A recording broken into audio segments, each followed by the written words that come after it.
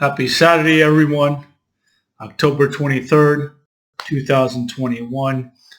We got a lot of new members over at Ultimate Traders. I think maybe at least 500 or 600 this past week.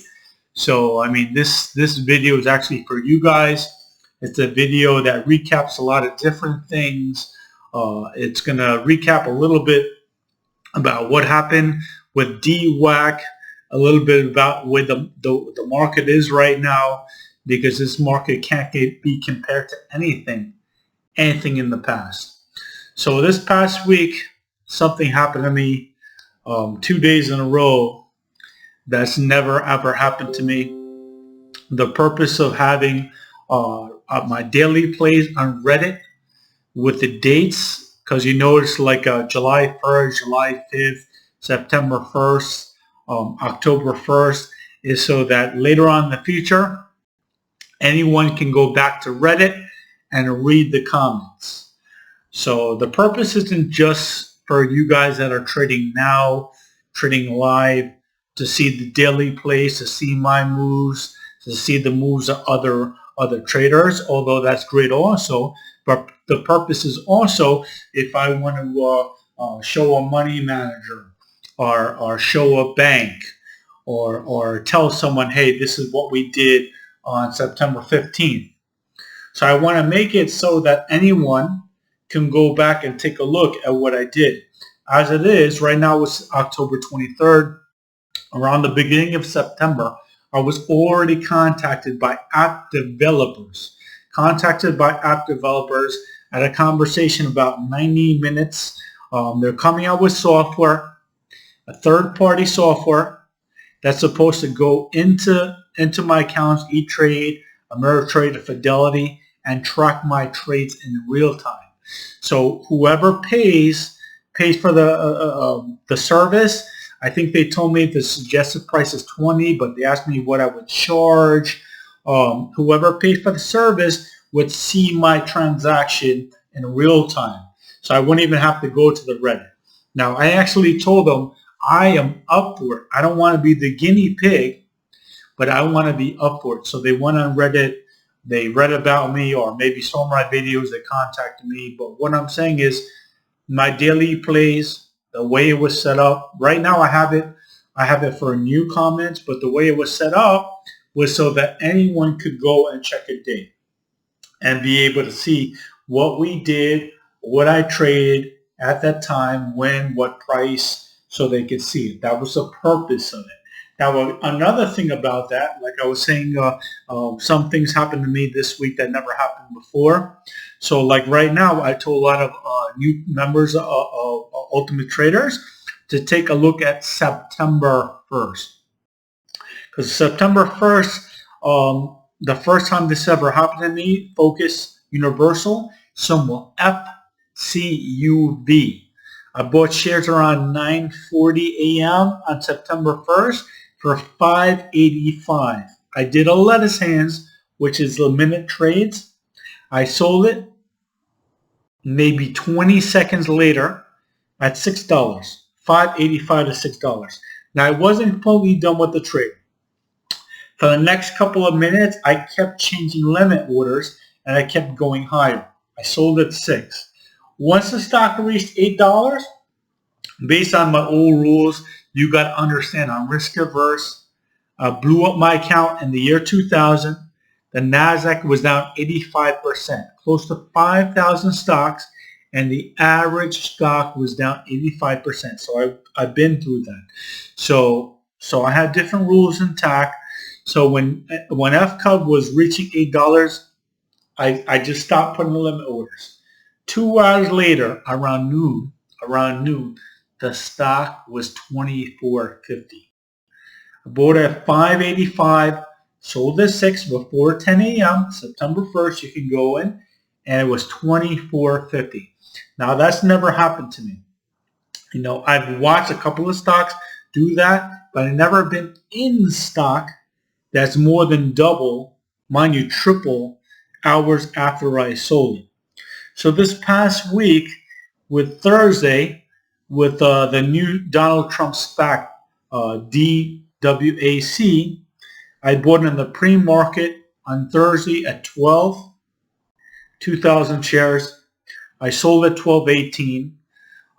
So I made 18 cents on 2,360. I was pretty happy. I got into the trade again around the open, maybe 9:32, 9:35. I'm not sure exactly the time, but early around the open. I bought it again, 13.40, sold it at 13.70, 30 cents on 2,000. So I made 600. So $906 now. So I'm okay. I'm cool. I'm happy. I made these lettuce hand trades, which the lettuce hands is like a mint trades.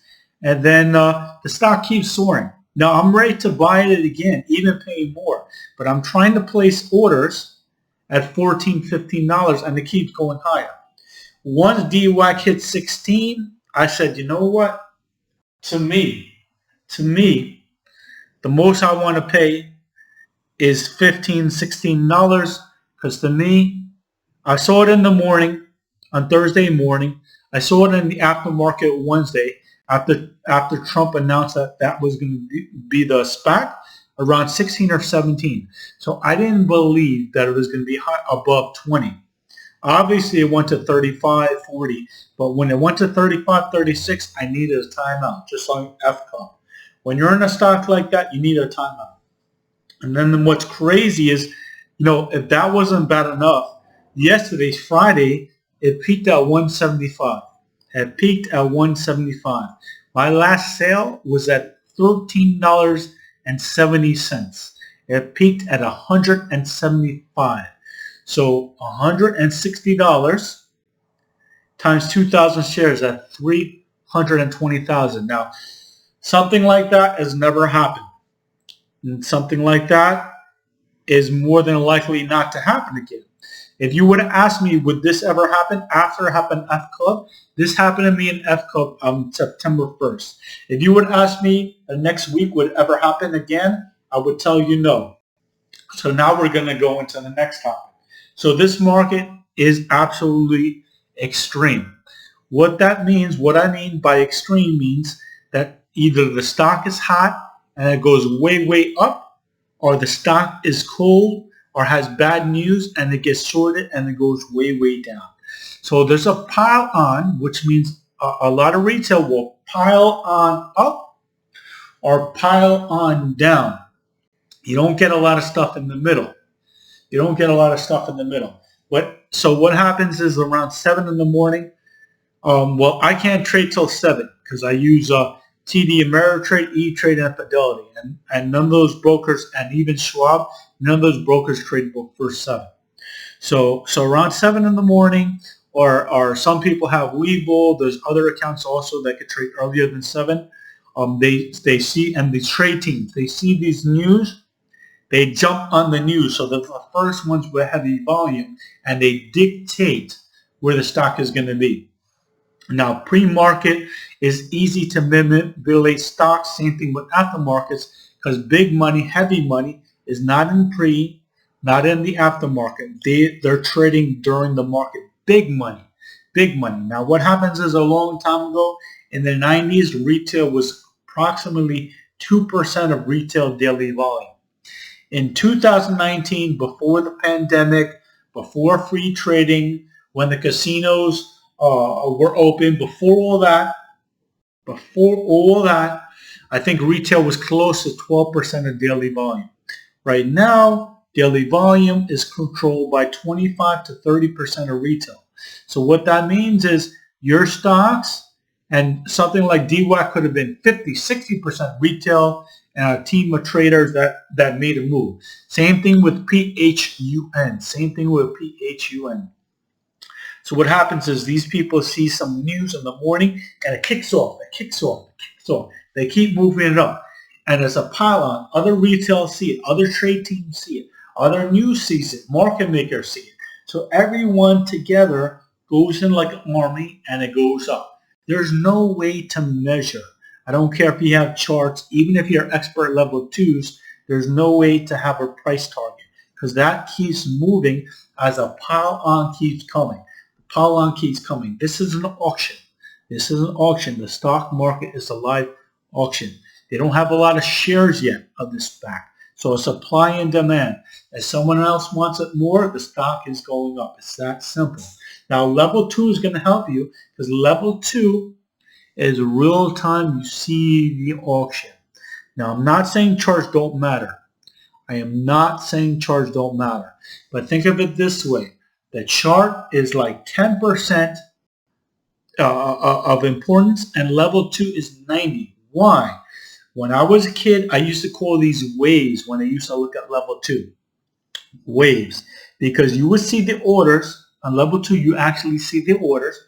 On the charts, you kind of see it's slightly delayed, like a minute or two, of what's going on. The momentum. Is it up? Is it up? More people are selling? So the good thing about the chart and RSI, stochastics, DMI curves, MACDs, is it gives you, but it's delayed like a minute or two, it gives you an idea of the power in the stock, the buyers and the sellers. Are there more buyers and sellers?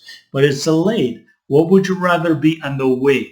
Would you rather see the wave, like if you're on the beach, if you're a surfer, you see the wave, like the level 2, you see it, and you jump in. You see the wave, and you jump in, or you want to wait till the wave goes, and then hop along with it, like the chart tells you. Now, I'm not saying a chart is not bad. I'm not saying the chart is not bad. It's good to have the chart and the level 2 to know if the chart, because RSI is like close to 100, like way overbought, all right, on something that what everyone is piling on. And everyone is piling on the sell side. RSI is going to be lower than 20. The MACD curves are all going to be out of whack. So level 2 is the best way.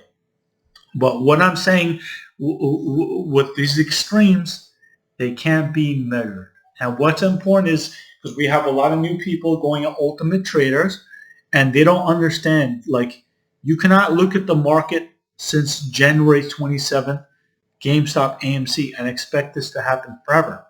What we want to do as ultimate traders is take advantage and exploit the opportunity that's given to us. Now, I read someone else saying that this is a pump and dump. Is this Wall Street bets? No, it is not Wall Street bets. Why? Because we know when something is being pumped. We're not here pumping it, although there might be some new original posters, OPs, that are trying to pump tickers. And, you know, I can't judge for a community the way you want to invest, the way you want to trade. So I'm going to allow that. But I'm not going to allow the same ticker to be posted more than 5 times. I'm not going to allow the same author to post more than 5 posts, because not even me. No one should be posting. We don't have that many subs. No one should be posting the same ticker 5 times, and no poster should be posting 5 posts. So if you post 5 posts, that's good. You know, come back and post the next day. But there's no reason why with 4,000 subs now that we need to see the same poster posting 10 posts, or we need to see SDC or Wish 10, 15, 20 times. It's not necessary. But what I'm saying is the difference is we know if a stock is amped. We know if it's an amp. All right? And then we dump. We dump. Okay? If I get more followers, like right now I'm gaining traction on Twitter. I was reading stock tweets for over a month. I just started commenting on stock tweets. I've been commenting on Twitter a couple of weeks. As I gain traction, I'm gonna talk about the stocks with fundamentals that we trade. Now, the difference between a pump and dump and fundamental stocks like Box, DOXX, NLS, Nautilus, NLS, and RADA, RADA, is they have fundamentals. Why that matters is, let's say, because NLS went up to like $11 the other day. Let's say that, hey, I say NLS should be $11.50, and we love the stock. All right, Twitter loves the stock. We have a lot of subs in the group. We all love the stock. It goes to $11.50, or let's say it even goes above, because we have a lot of people, a lot of retail jumping in. There's a foundation. There's a base price, because the company makes money. There's other big money, not retail. Because when you have retail deciding what a stock is, the stock can go back to where it was. Let's take a look at CEI, all right? CI was originally 50 cents. It got pumped to $4.85. Who is buying it at 50 cents? The people buying at 50 cents were the original speculators, hoping that one day, for whatever reason, the company would be well, and they're bidding 50 cents, asking 51 cents, asking 52 cents. What happens next? They got lucky. The people that were long got lucky. Someone decided, either on penny stocks, Reddit, on Twitter, forums decide that, hey, this is going to be the play. This is going to be the play, and I see it going to 3. All right, so the person has millions of followers, so it went up to around 3. And when it was around 3, the same person said, you know what? I like it at 5. So what does it do? It keeps going up to 45, and then it crashes. It crashes. News comes out about the company not having sales, which I knew, but I'm trying to explain the difference, which I knew. So the company's crashing, not to $1.40. What is stopping it from going down to 50 cents? The only way to stop it from going down to 50 cents is the original buyer that was paying 50 cents says, the fundamentals change. The company is doing better. You know what? I'm going to pay $1. Why do I say that? Because the original people were trading at 50 cents. They weren't trading at $1. So the original people that were buying before everyone jumped in,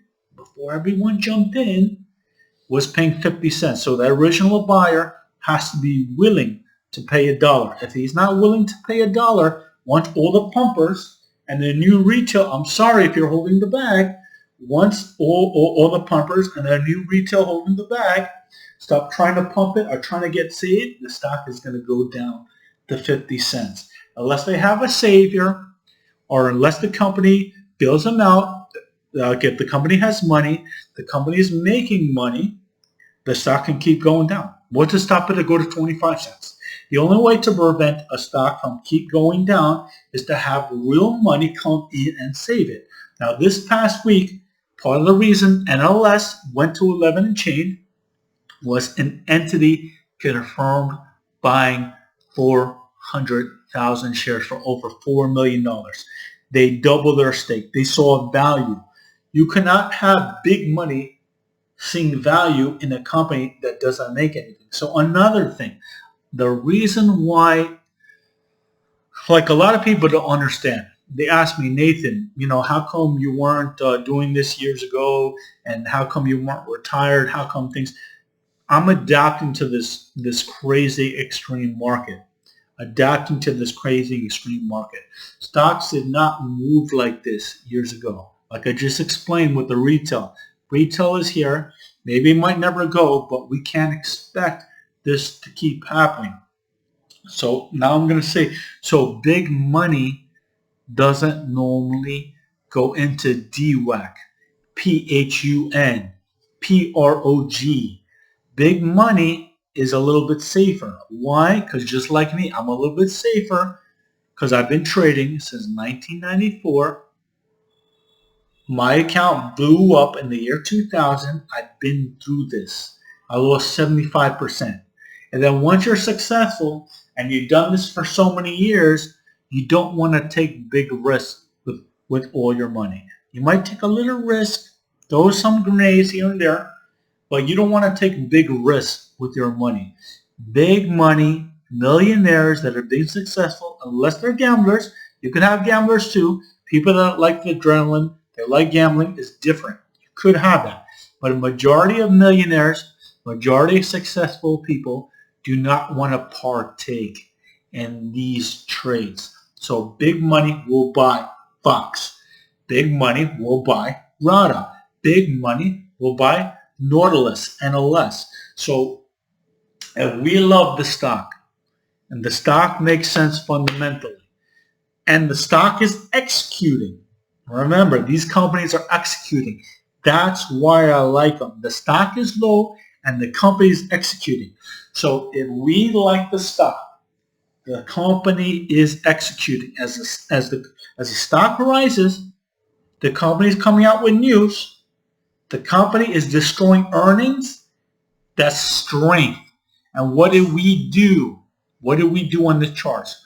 We put positive sentiment, because all those red candles, when there was no one that liked the stock, getting red candles, negative sentiment, right? So we're buying it. The stock is going up. Green candles. So anyone looking at the charts on the fundamentals, see the green candles. Now news comes out. Now the stock really rises. That cannot happen with bad stocks, because bad stocks that are being pumped don't make money. They don't have big money going into them. They have retail. They have other apes saying that, ooh, Prague is worth 10. Ooh, Ader is worth 40. I mean, I've only blocked one person on Reddit. I've been on Reddit since January 27th, and I blocked one person. This one person sent me like 30 messages trying to tell me that Ader is worth $40 fundamentally.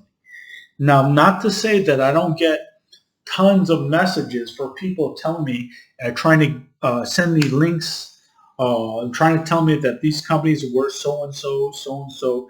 But come on, I've been trading since 1994. I've seen this game already. I've seen probably close to 5,000 companies go bankrupt that were supposed to make people walk, make people see, all right, that was supposed to be better than Microsoft. Okay, so you can't fool me. I need to see actual numbers. So what I'm trying to say, and this is important for all the new ultimate traders to see, that you cannot, I'm not going to say you cannot, because it's not financial advice. This is from me trading all these years. But taking a risk or YOLO on the grenades, it's a risk. You can do it because retail can circle back for days, or on the terms of Ader and B Big, they can circle back for months. They've been trading Ader and B Big since the beginning of August. You know, that's not up to me. You know, I have like 2,200 followers on Reddit. I have like 180 followers on Twitter. I'm not the decision maker. I can't say that, hey, B Big is going to be the stock today.